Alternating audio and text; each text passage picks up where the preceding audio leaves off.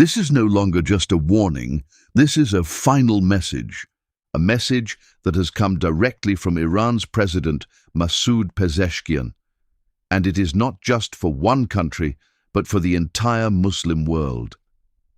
As the war continues to rage for over a month now, the flames are no longer confined to one battlefield. The conflict has begun to spread across the region, pulling in nations like Saudi Arabia, the United Arab Emirates, Qatar, Kuwait and Oman. And now, Iran is drawing a line. In his statement, President Pezeshkian made it clear Iran does not seek to start wars. He emphasized that Iran has never been a nation that carries out preemptive attacks. But he also warned that if its infrastructure, its economy, or its sovereignty is attacked, the response will be strong, direct, and undeniable. And then came the message that has shaken the region. He addressed the neighboring Gulf states directly, saying that if they truly want development, stability, and security, then they must prevent external powers from using their lands to wage this war. We have said many times that Iran doesn't carry out preemptive attacks, but we will retaliate strongly if our infrastructure or economic centers are targeted.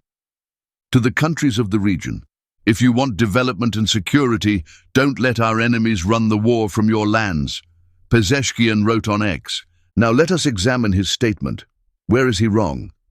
He is simply warning the neighboring nations to not let America use their airspaces and bases to attack Iran. For whose benefit? The benefit lies in the interests of the Gulf nations themselves. Because right now, the United States is using military bases in these Gulf countries to launch operations. And in response, Iran is striking back. This means one thing. These nations are no longer bystanders. They are becoming battlefields. Then when we see today Iran attacking its Gulf neighboring countries, those are not attacks. Those are retaliation. Those are pressure created by Iran on Gulf states to raise their voice against America and Israel. One thing the Gulf states need to make clear to themselves is that they cannot claim that they are victims of Iran's aggression. They are legitimate targets every time the US strikes Iran, because the bases in these regions made them so. Furthermore, it should be unequivocally stated that US bases on Gulf nations' soil were never established to safeguard those nations. Rather, they were deliberately placed to render them legitimate targets for attack. These targets were never to provide security. They were to instead make the place even more vulnerable to attack. This is why, even after the bases were attacked, the US didn't try to even protect them afterwards. Before the start of every conflict, before any invasion or attack, all possibilities and outcomes are discussed. And in this case, everyone was well aware that if such an attack were ever carried out on Iran, Iran would undoubtedly retaliate against US bases in the region. Still, a go-ahead was given. Why?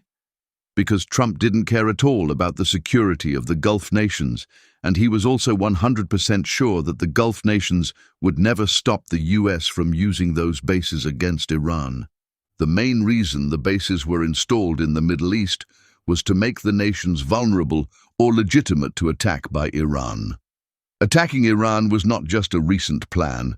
It was planned decades ago, and for decades preparations of this war were going on.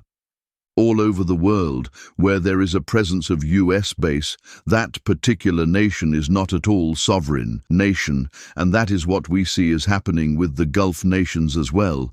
They are organizing meeting after meeting where all of them are condemning Iran for its so-called aggressions. But not even one of them for once is blaming Israel and the US for initiating the attack on Iran and setting the whole region into flames.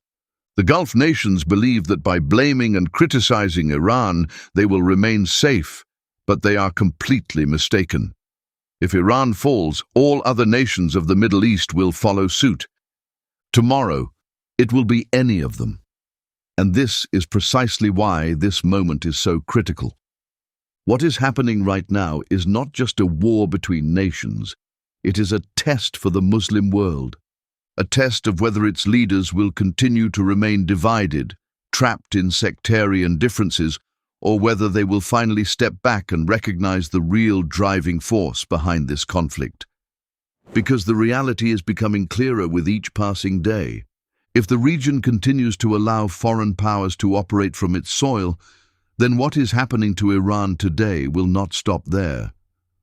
One by one, each nation could discover itself facing the same fate.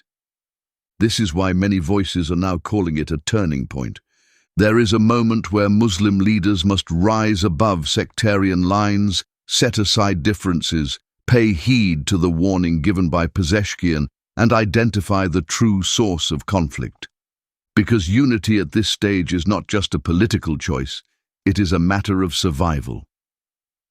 The question now is not whether the warning has been delivered. The question is, will it be understood, or will history repeat itself? Once again, that's all for today. If you found the video informative, please like it and subscribe to the channel. Jazakum Allahu khairan.